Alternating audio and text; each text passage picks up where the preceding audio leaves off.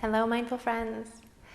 Today we're going to be talking about trusting ourselves and listening to our own truth, even through all the voices of others' expectations, their perspectives, how they're perceiving our situation, and believing we should be living our lives or how we should be experiencing what we're going through.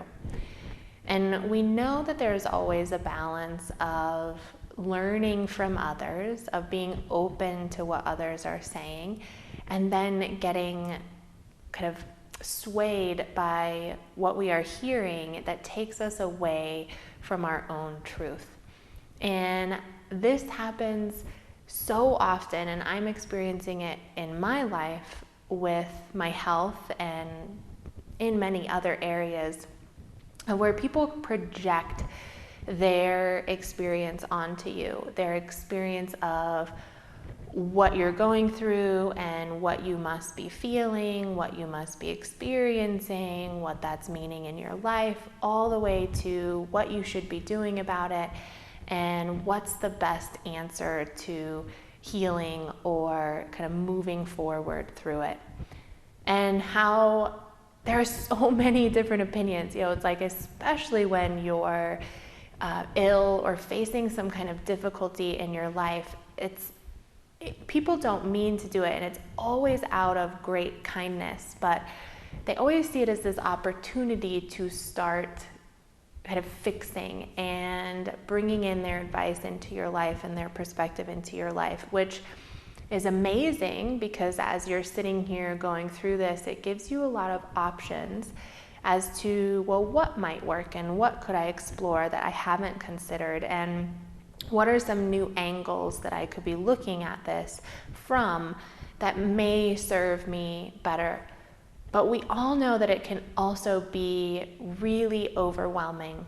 And however you have experienced this, whether it's your teachers in school telling you what they think is best for you, or your parents or your family or society or friends, doctors, whatever it is, that we can receive so much input of what others believe is happening to us and how we should walk through it, that sometimes it gets really hard to hear ourselves and to remember our own truth and our own perspective.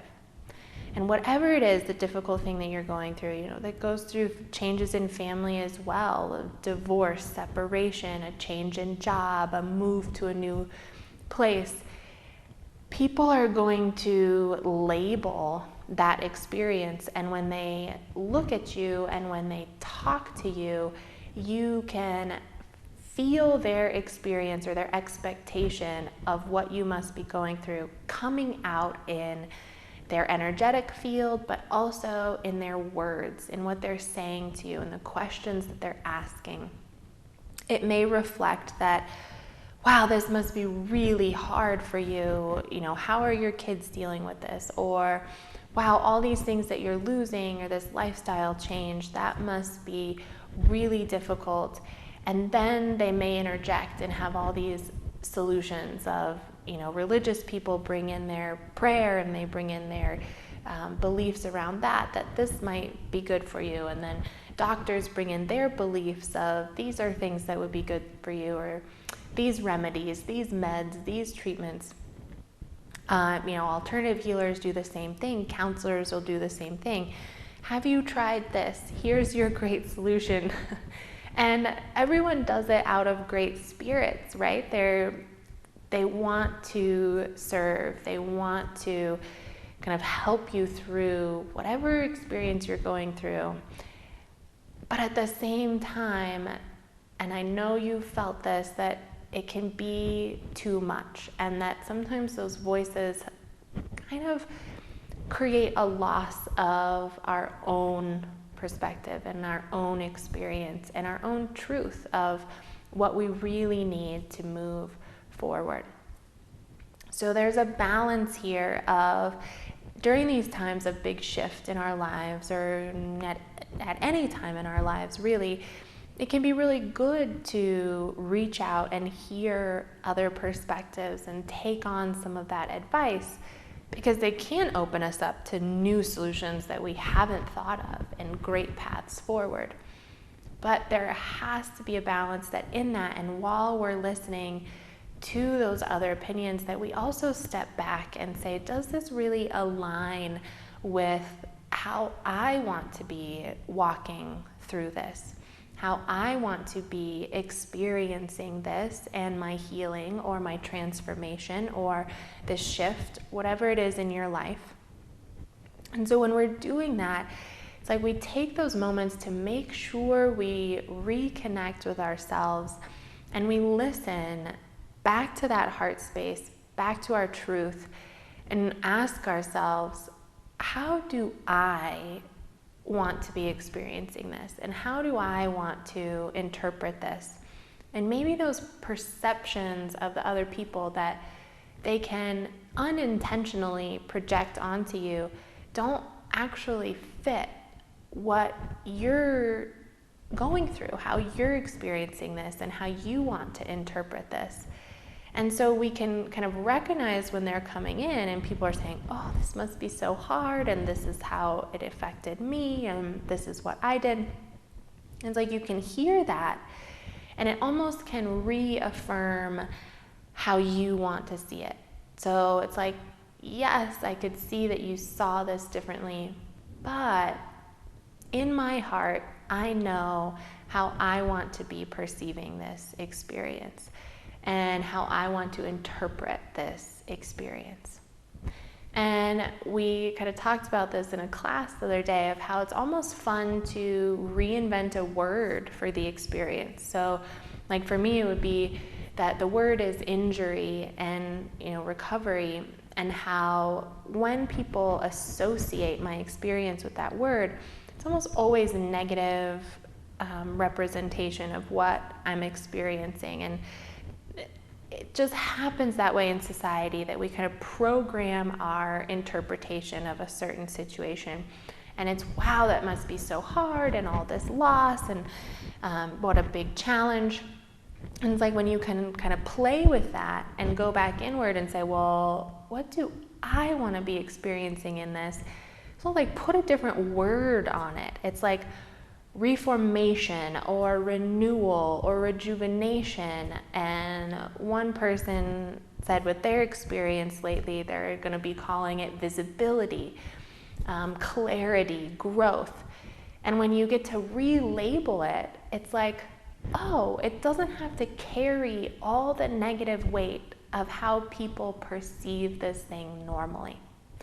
And we had another person with, it's divorce, and wow, what a heavy word, right? How much does that carry? And when you say that, everybody has their perspective on what that means and what it's going to bring to your life. And oftentimes it comes with a lot of projection of this is going to be hard and negative and loss. And so when you give yourself permission and the freedom to reinvent, it's like, well, I don't want to call it that anymore. And I don't want to take on all these other perspectives of what this is going to mean for me. So I'm going to call it like rebirth or renewal, where we can start over, and it's an opportunity to move forward into life, discovering new things about you and the dynamics of your family and how you want to show up in the world and how you can take care of yourself now. And so as you're reinventing and you're remembering, it's like, what are your true values and what do you want to be able to experience through every situation? And sometimes we have to let go of how people have seen injury before, or how they've seen illness, or how they've seen separation, or how they've seen conflict, and say, well, I'm going to reinvent that. And I'm going to look at this as an opportunity to recreate and to have the experience I want, even in this. Which doesn't remove the fact that, yes, we will be experiencing some of the difficulty and sadness and loss in it, but that doesn't become its whole identity. And and that we don't have to take on how other people see this. But instead, we say, well, yes, I'm going to go through those things, but I'm going to be using it for my renewal or to create my visibility. And that changes the way that we approach our way of moving through this, or healing from it, or transitioning from it, or shifting in it, to really align with where we want to go in it, in our journey, and what we want to be cultivating through it.